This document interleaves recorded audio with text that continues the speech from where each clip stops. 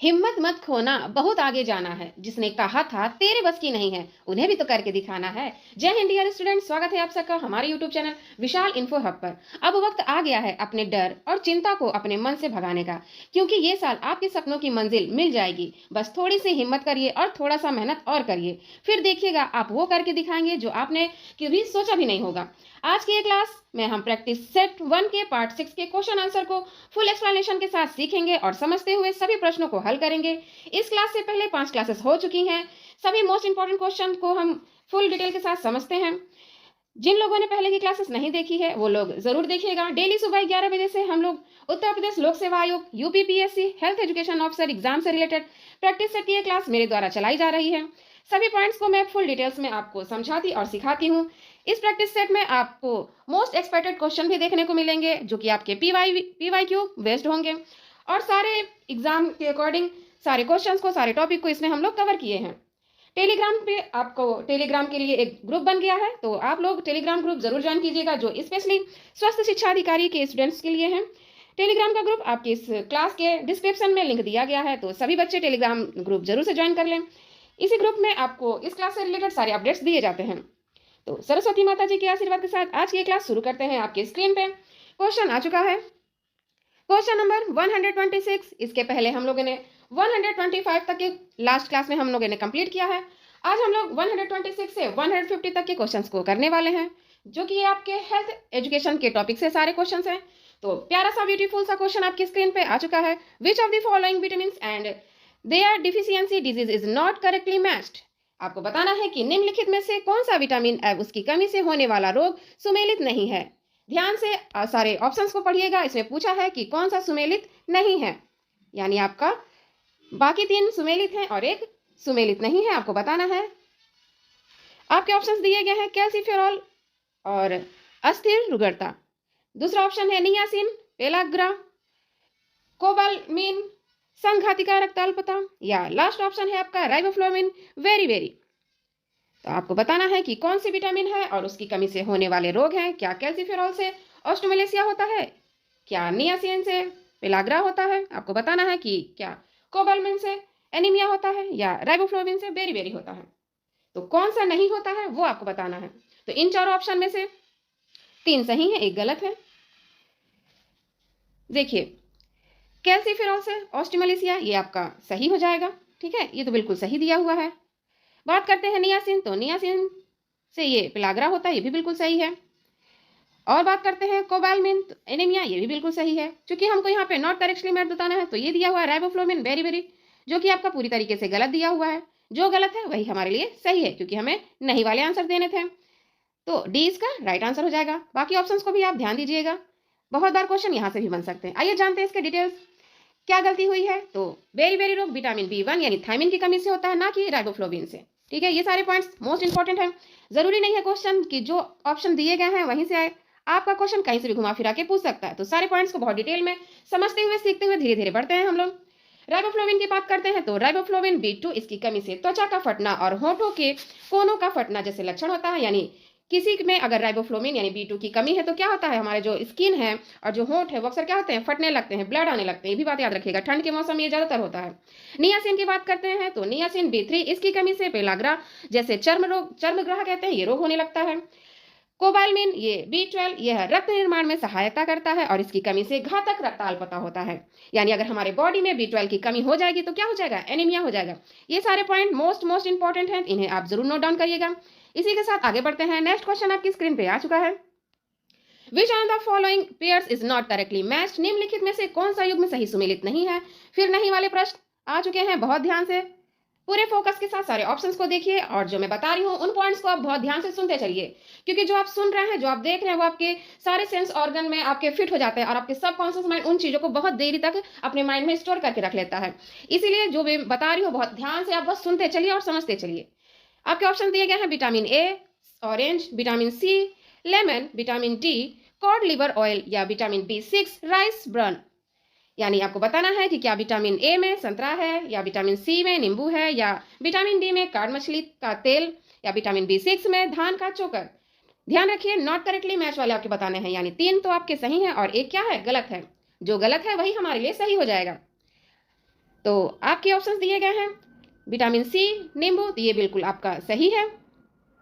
Next देखते हैं vitamin D, ये cod oil, cod liver oil, ये भी बिल्कुल सही है, यानी आपका विटामिन डी जो है ये मछली का तेल से संबंधित है। विटामिन B6 की बात करते हैं तो धान का चोकर से संबंधित है।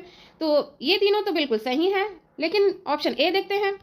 ए में दिया हुआ विटामिन ए संतरा, जो कि आपका गलत है, और जो गलत है वही हमारे लिए क्या है, सही आंसर है। ठीक है, हमें इसमें नॉट करेक्ट मैच करने थे, तो ए इज द राइट आंसर। आइए देखते हैं विटामिन ए और सी से क्या क्या मिलता है। तो संतरा है, ये विटामिन सी का समृद्ध स्रोत है। विटामिन ए की बात करते हैं जिसमें मुख्य स्रोत है गाजर, हरी पत्तियां और मछली का तेल। और कॉड लिवर ऑयल की बात करते हैं तो विटामिन डी, विटामिन ए, ये दोनों इसके उत्कृष्ट स्रोत हैं। ये सारे पॉइंट्स भी बहुत ज्यादा इंपॉर्टेंट है आपके एग्जाम से रिलेटेड।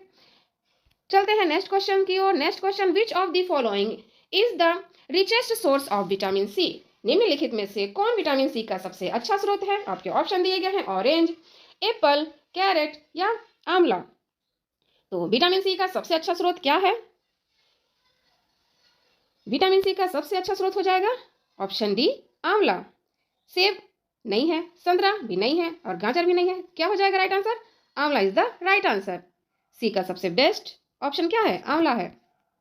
आंवला विटामिन सी, जिसे एस्कॉर्बिक एसिड भी कहते हैं, इसकी प्रचुर मात्रा, ये प्राकृतिक स्रोत इसमें मौजूद होता है आंवला में। विटामिन सी मसूड़ों के स्वास्थ्य और शरीर की रोग प्रतिरोध क्षमता को बढ़ाने में मदद करता है। ये बात याद रखिएगा, क्वेश्चन आपसे बन सकता है कि कौन सा विटामिन है जो शरीर की रोग प्रतिरोध क्षमता को बढ़ाने में मदद करता है? तो क्या आंसर हो जाएगा? Vitamin C. विटामिन सी का और क्या नाम है? तो इसके कहेंगे एस्कॉर्बिक एसिड।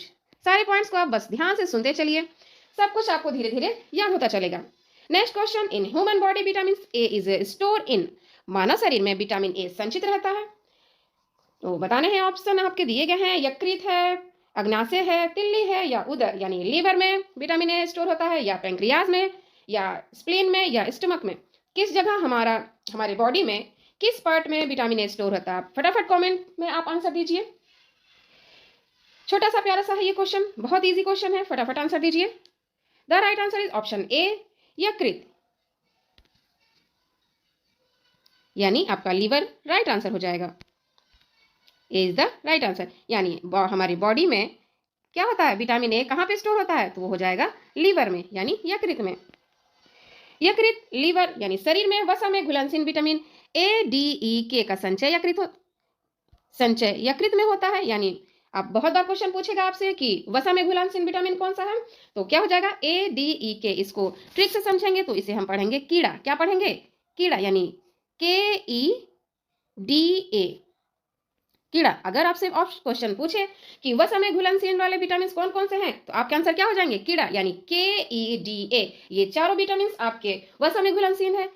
और ये कहाँ पे स्टोर होता है? तो विटामिन ए कहाँ पे स्टोर होता है? वसा में। ठीक है, हमारे में यकृत यानी लीवर में ये स्टोर होता है।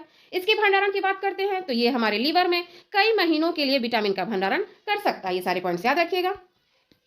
Next question 130, which of the following pair is not correctly matched? क्या बात है, आज सारे क्वेश्चन नॉट मैच वाले आ रहे हैं, तो आप लोग बहुत ध्यान से सारे प्रश्न को सुनिए और पढ़िए। नॉट करेक्टली मैच इसमें भी है आपको, जो कि एक आपका गलत है, बाकी 3 ऑप्शन आपके सही दिए गए हैं। आइए देखते हैं ऑप्शन। ऑप्शन ए में दिया गया है रेटिनॉल, यानी ज़ेरोफैथैलेमिया, यानी ज़ेरोफैथैलेमिया। नेक्स्ट ऑप्शन है बी, टेकोफेरॉल, बेरी। सी ऑप्शन है साइकोबैलमिन, यानी रक्ताल्पता। लास्ट ऑप्शन है आपका अर्गोकैल्सिफेरॉल, यानी रिकेट्स। तो इसमें से कौन सा सही सुमेलित नहीं है? नहीं वाले आंसर्स आपको देने हैं।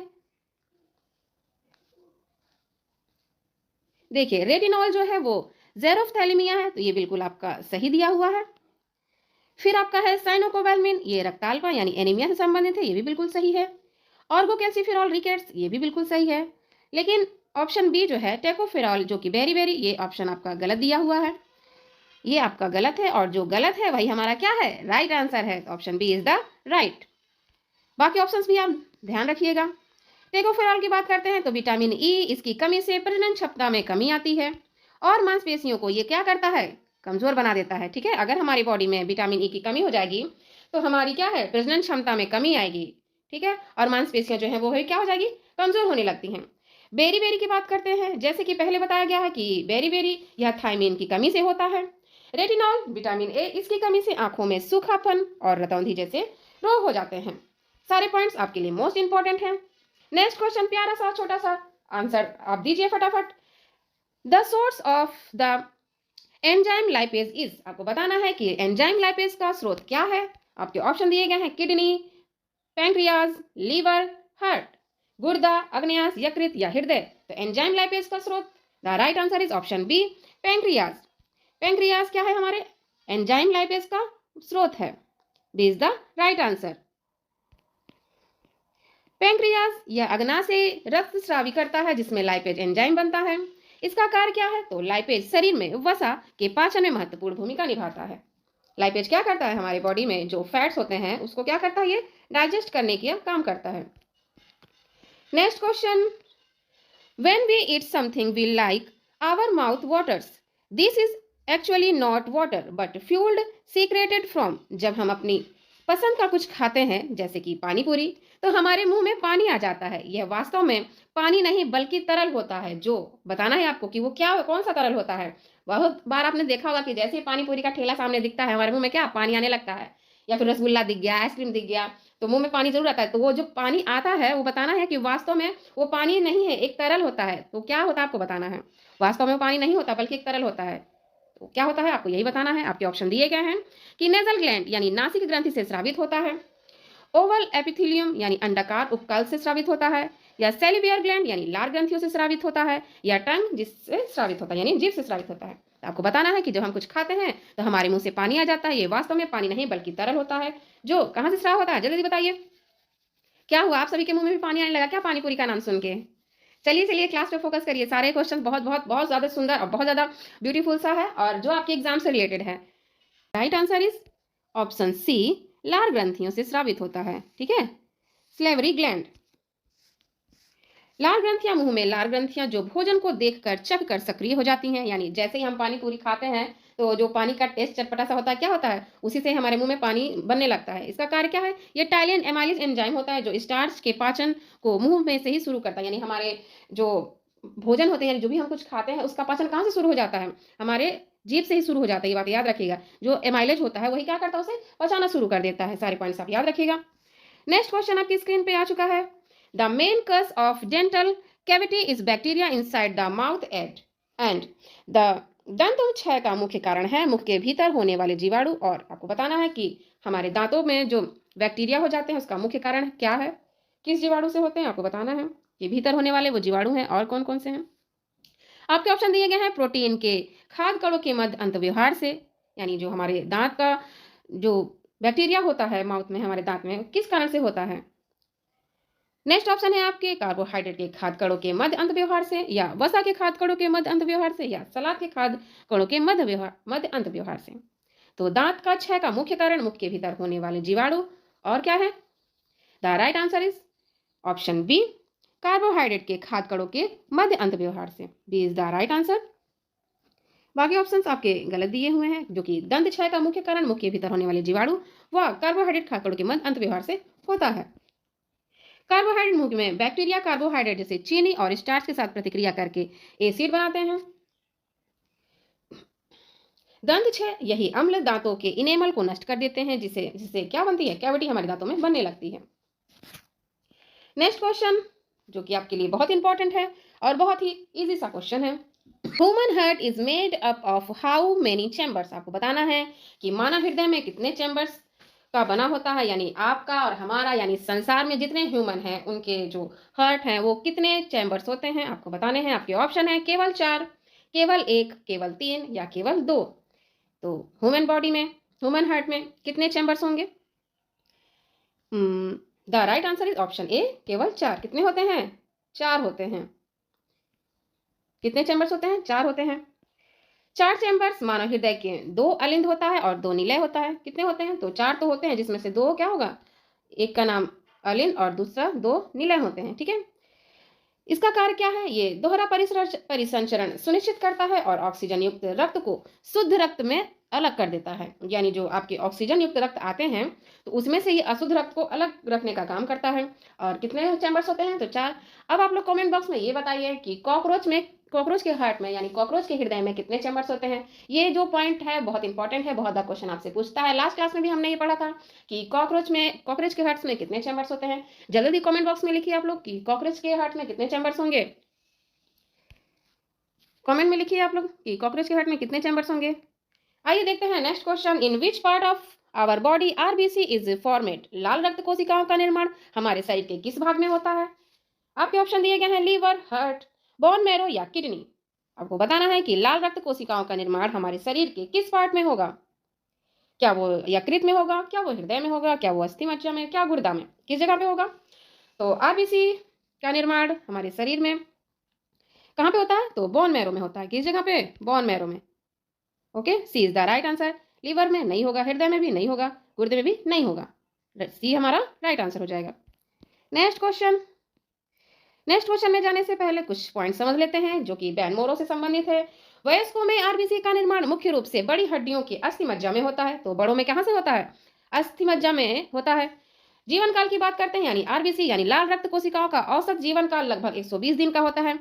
ये प्रश्न में बहुत बार पूछता है, तो इसे भी याद रखिए कि पूछ लेगा कि आरबीसी के औसत जीवन काल लगभग कितने दिनों का, तो आपका आंसर हो जाएगा 120 दिन का। नेक्स्ट क्वेश्चन, प्यारा सा सुंदर सा मोस्ट इंपॉर्टेंट क्वेश्चन आपकी स्क्रीन पे आ चुका है। न्यूट्रोफिलो एंड लिम्फोसाइट ऑर्गेनेटेड फ्रॉम। आपको बताना है कि न्यूट्रोफिलो और लिम्फोसाइट्स का उद्गम होता है किस जगह से होता है? किडनी ट्यूबल से, स्प्लीन से, या बोन मैरो से, या लाइम्फ नोड से। आपको बताना है कि न्यूट्रोफिल या लिम्फोसाइट का उद्गम कहां से होता है। The right answer is option C, bone marrow से। किस जगह से होगा? बोन मैरो से न्यूट्रोफिलो और लिम्फोसाइट का उद्गम होता है। और श्वेत रक्त कोशिकाएं यानी WBC, न्यूट्रोफिल और लिम्फोसाइट शरीर की प्रतिरक्षा तंत्र का हिस्सा है और इसका निर्माण भी अस्थि मज्जा में होता है। यानी WBC में जो न्यूट्रोफिल और लिम्फोसाइट है वो हमारे शरीर के लिए क्या है? इम्यूनिटी का हिस्सा है। और इसका निर्माण किस जगह पे होगा? तो बोन मैरो में होगा। Next question, a man who blood group is not known meets with a serious accident and needs blood transfusion immediately. Which one of the blood group will be safe? अज्ञात रुधिर वर्ग का एक व्यक्ति गंभीर रूप से दुर्घटनाग्रस्त हो जाता है और उसे तुरंत रक्त आधान की जरूरत पड़ती है। इसमें से कौन सा रुधिर वर्ग सुरक्षित होगा? आप बताइए। कि मतलब कोई एक अनजान इंसान है, उसको क्या हुआ, उसको कोई दुर्घटना हो गई, ठीक है, गंभीर दुर्घटना हो गई और उसको इमीडिएटली रक्त चाहिए यानी इमीडिएटली उसको ब्लड चाहिए, तो उसको कौन सा ब्लड ग्रुप चढ़ेगा? आप बताइए कमेंट बॉक्स में। आपके ऑप्शन दिए गए हैं ORH-, ORH+, ABRH- या ABRH+। तो क्या हो जाएगा इस क्वेश्चन का राइट आंसर? अज्ञात रुधिर वर्ग का एक व्यक्ति जो गंभीर रूप से दुर्घटनाग्रस्त है, उसे तुरंत ब्लड चढ़ाना है। मान लीजिए किसी व्यक्ति है, उसके ब्लड ग्रुप के बारे में पता ही नहीं है, तो तुरंत उसको ब्लड की नीड है, तो कहाँ ढूंढने जाएंगे? तो तुरंत इमरजेंसी में उसको कौन सा ब्लड ग्रुप चढ़ाएंगे? आपको ये जवाब देना है। The right answer is ORH-। ठीक है, ORH- जो है ये किसी को भी चढ़ाया जा सकता है, ये बात याद रखिएगा। यूनिवर्सल डोनर यानी सर्वदाता, ORH- रक्त समूह को सर्वदाता कहा जाता है क्योंकि इसमें कोई एंटीजन नहीं होता है जो प्राप्तकर्ता के शरीर में प्रतिक्रिया करे। इमरजेंसी की बात करते हैं तो जब घायल व्यक्ति का ब्लड ग्रुप पता ना हो तो ORH- देना ही सबसे सुरक्षित है क्योंकि इसमें RH विसंगतियों का खतरा नहीं होता, ये बात याद रखिएगा। Next question 138, which of the following forms an irreversible synthesis with haemoglobin of blood? निम्नलिखित में से कौन सा रक्त के हीमोग्लोबिन के साथ अनुक्रमणीय संश्लेषित करता है? आपके ऑप्शन दिए गए हैं कार्बन डाइऑक्साइड, शुद्ध नाइट्रोजन गैस, कार्बन मोनोऑक्साइड या कार्बन डाइऑक्साइड और हीलियम का मिश्रण। The right answer is option C, carbon monoxide. Carbon monoxide haemoglobin के साथ अनुक्रमणीय संश्लेषित करता है, ये बात याद रखिएगा। C is the right answer. C is the right answer. तीव्र जुड़वा कार्बन मोनोऑक्साइड हीमोग्लोबिन के साथ ऑक्सीजन की तुलना में लगभग 200 से 250 गुना अधिक तेजी से जुड़ता है। इसका खतरा क्या है? तो यह एक स्थायी बंध होता है जिससे रक्त की ऑक्सीजन ले जाने की क्षमता खत्म हो जाती है जो दम घुटने का कारण बनता है। नेक्स्ट क्वेश्चन है कि if father has blood group A and mother has blood group O, then which blood group may be found in their son? यदि एक पिता का रक्त वर्ग A है और माता का रक्त वर्ग O है तो उनके पुत्र को कौन सा रक्त वर्ग हो सकता है आपको बताने हैं। आपके ऑप्शन है ए बी ओ या बी ए बी और ओ। तो अगर फादर का ब्लड ग्रुप ए है और मदर का ब्लड ग्रुप ओ है तो उसके सन का ब्लड ग्रुप क्या होगा? द राइट आंसर इज ओ। ठीक है, सी इज द राइट आंसर। यदि पिता का जीनोटाइप ए ओ है और माता का ओ है तो संतान का रक्त समूह ए या ओ हो सकता है। दिए गए विकल्पों में से केवल ओ ही यह संभव करता है। तो सारे पॉइंट्स याद रखिएगा। नेक्स्ट क्वेश्चन आपकी स्क्रीन पे, input and output nerves meet at. आगत तथा निर्गत तंत्रिकाएं मिलती हैं, कहाँ पे मिलती हैं? यकृत में, केंद्र तंत्रिका तंत्र में, हृदय में? उपयुक्त में से कोई नहीं। तो आगत और निर्गत तंत्रिकाएं कहाँ मिलेंगी? Input and output nerves meet at, the right answer is option B, केंद्र तंत्रिका तंत्र में। ठीक है, कहाँ पे मिलेंगी? तो केंद्र तंत्रिका तंत्र में हमारी आगत और निर्गत तंत्रिकाएं मिलती हैं। केंद्र तंत्रिका, जिसमें मस्तिष्क और मेरुरज्जु शामिल है, शरीर का मुख्य प्रोसेसिंग केंद्र है ये।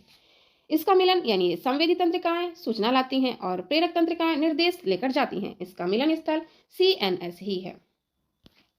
Next question 141, which part is used in I donation. कौन सा भाग नेत्रदान में प्रयुक्त होता है? आपको बताना है। क्या नेत्रदान में हमारा रेटिना दिया जाता है या कार्निया दिया जाता है या पूरी आंख ही डोनेट कर दी जाती है या नेत्र लेंस डोनेट किया जाता है? तो हमारे आंख का कौन सा पार्ट डोनेट होता है आपको बताने हैं।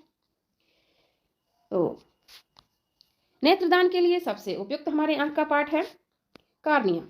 ठीक है, cornea is the right answer. Retina, इसको नहीं दान किया जाता है, पूरी आंख भी नहीं दान की जाती है, नेत्र लेंस भी नहीं दान किया जाता है। ठीक है, B is the right answer.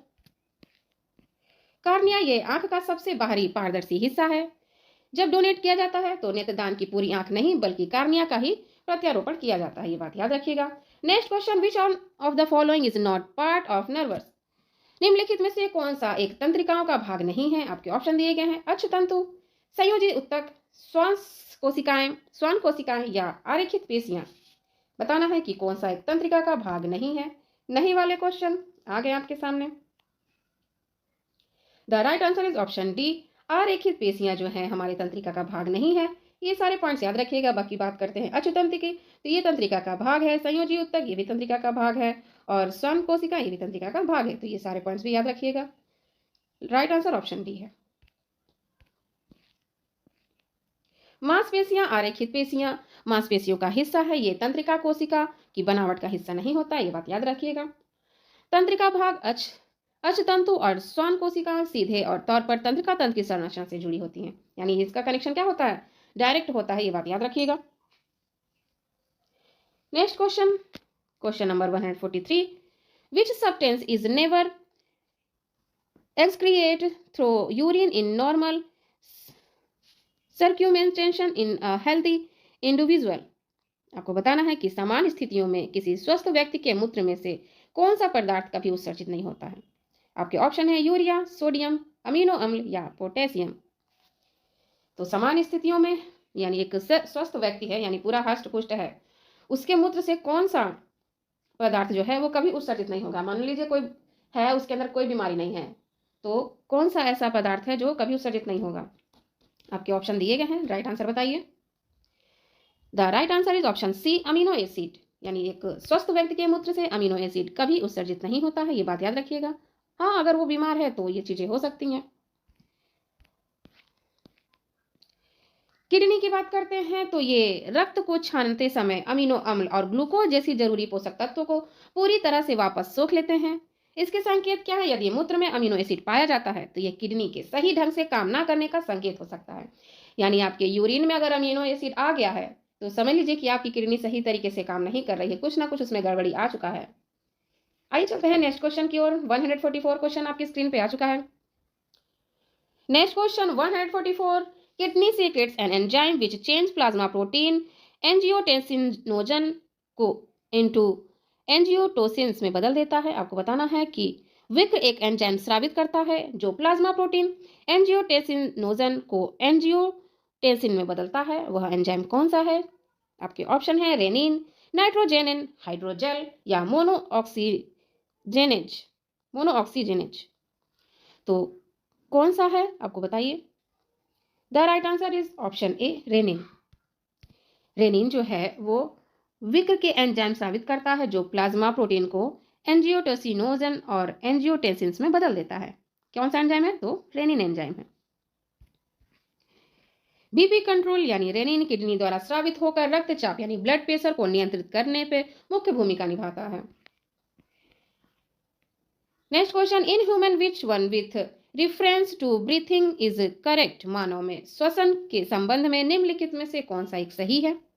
बताना है आपको कि मानव के श्वसन के संबंध में कौन सा सही है। आपके स्टेटमेंट दिए गए हैं। पहला स्टेटमेंट है कि निश्वास के दौरान डायफ्राम विश्रांत होता है, और सेकेंड ऑप्शन है उच्छ्वासन के दौरान वक्षकोटर प्रसारित होता है। थर्ड ऑप्शन, निश्वासन के दौरान अंत फुफ्फुसावर्णी दाब अधिक ऋणात्मक हो जाता है, और लास्ट ऑप्शन है आपका सामान्य उच्छ्वास एक सक्रिय प्रक्रम है। इधर इंग्लिश वाले भी दिए गए हैं, इन्हें भी आप समझ लीजिएगा। थोड़ा हिंदी वाले इसके वर्ड बहुत डिफिकल्ट दिए हैं, ठीक है। During inhalation diaphragms relaxes, during inhalation thorax cavity expands, during inhalation internal pleural pressure become more negative, normal exhalation is an active process. What is the right answer? The right answer is option C. During inhalation internal pleural pressure become more negative, यानी निश्वास के दौरान अंत फुफ्फुसावाड़ी दाब अधिक ऋणात्मक हो जाता है। C is the right answer. C हमारा राइट आंसर हो जाएगा।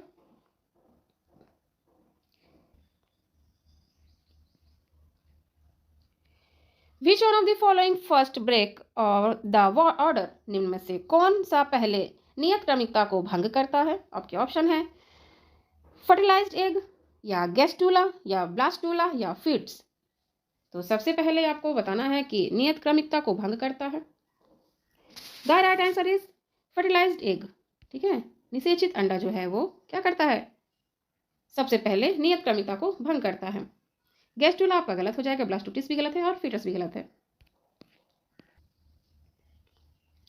Next question 147, which one of the following salts is found in maximum amount in the human bone? निम्नलिखित में से कौन सा लवण मानव हड्डियों में सर्वाधिक मात्रा में पाया जाता है? आपके ऑप्शन है magnesium chloride, calcium carbonate, calcium phosphate, या सोडियम क्लोराइड। तो कौन सा लवण मानव हड्डियों में सर्वाधिक होता है आपको बताने हैं। The right answer is option C, calcium phosphate. C is the right answer. Calcium phosphate जो है हमारे हड्डियों में सर्वाधिक पाया जाता है।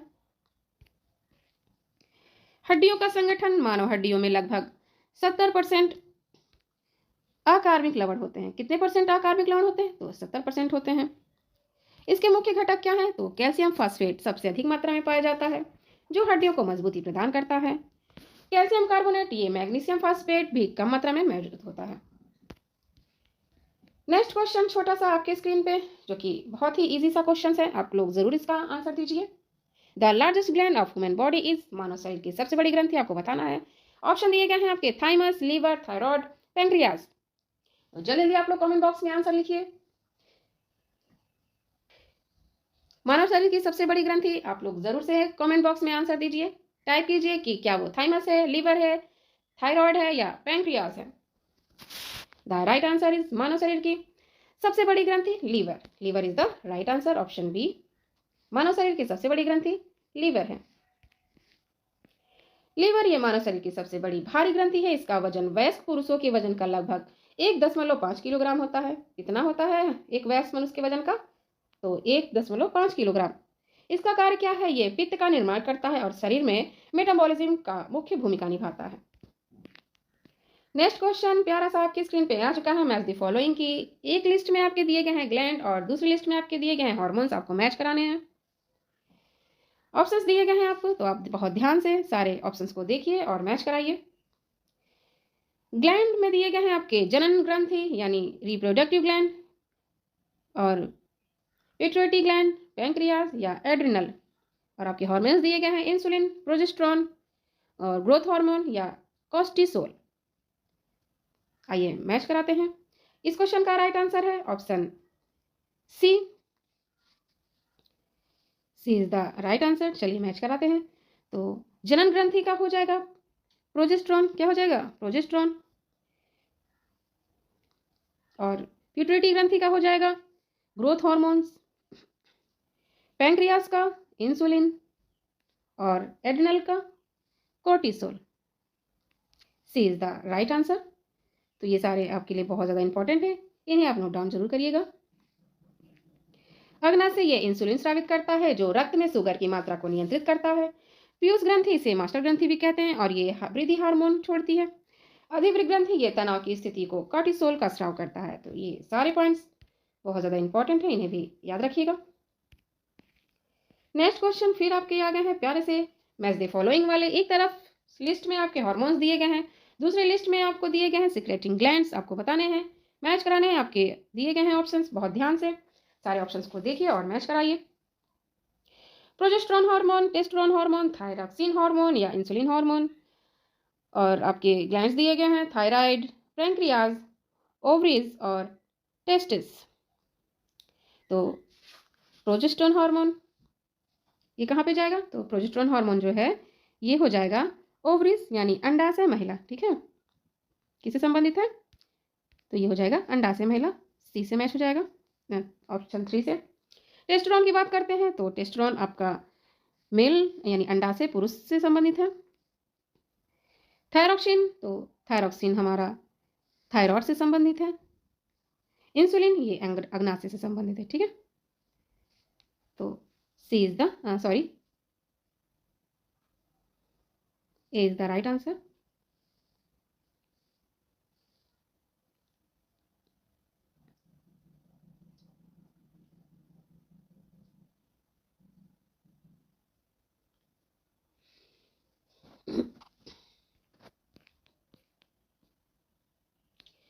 प्रोजेस्टेरोन हार्मोन की बात करते हैं, ये महिलाओं के अंडाशय यानी ओवरी से स्रावित होता है और गर्भाशय को बनाए रखने में मदद करता है। टेस्टोस्टेरोन हार्मोन ये मुख्य रूप से सेक्स हार्मोन है जो वृषण यानी टेस्टिस से निकलता है। थायरॉक्सिन हार्मोन ये गले में स्थित थायराइड ग्रंथि से निकलता है और शरीर के उपापचय क्रियाओं को नियंत्रित करता है। तो ये रहे आपके मोस्ट इंपॉर्टेंट क्वेश्चंस की प्रैक्टिस सेट, जो आज हमने प्रैक्टिस सेट 1 को कंप्लीट कर लिया है। और ये सभी इस प्रैक्टिस सेट में हमने सारे टॉपिक्स जैसे यूपीजी के, जीके, जीएस और हेल्थ एजुकेशन के सारे टॉपिक्स के क्वेश्चन हमने इसमें कवर किया है। बहुत अच्छे से हमने सारे क्वेश्चंस को डिटेल में समझ लिया और सीख लिया है। आज की प्रैक्टिस सेट पूरी हो चुकी है। 150 क्वेश्चन हमने आज की प्रैक्टिस सेट में कंप्लीट कर चुके हैं। बेहतर प्रश्नों की श्रृंखला के साथ कल हम फिर सुबह 11 बजे प्रैक्टिस सेट 2 के पार्ट 1 की क्लास लेकर आएंगे। तो मेरे साथ आप लोग सुबह 11 बजे ज़रूर आप इस क्लास को अटेंड करिएगा। कॉमेंट में प्यारे प्यारे आप लोग कमेंट जरूर करिए कमेंट बॉक्स में।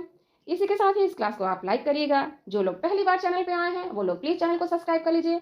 हमारे यूट्यूब चैनल विशाल इन्फो हब पे आपको बेस्ट से बेस्ट क्लासेस चलाई जा रही हैं जो आपके स्वस्थ शिक्षा अधिकारी बनने में आपकी बहुत मदद करेगा। सारे क्लासेस आपकी थ्योरी की हों, चाहे प्रैक्टिस सेट हो, चाहे वन लाइनर हो, सारे क्लासेस आपको इस क्लास में फ्री में मिल रहे हैं और सारे क्वेश्चन आपके एग्जाम ओरिएंटेड हैं, बहुत ज़्यादा इंपॉर्टेंट हैं। तो इस फ्री क्लासेस का आप सभी फायदा उठाइए। टेलीग्राम चैनल आप लोग जरूर ज्वाइन करिएगा। मिलते हैं नेक्स्ट क्लास।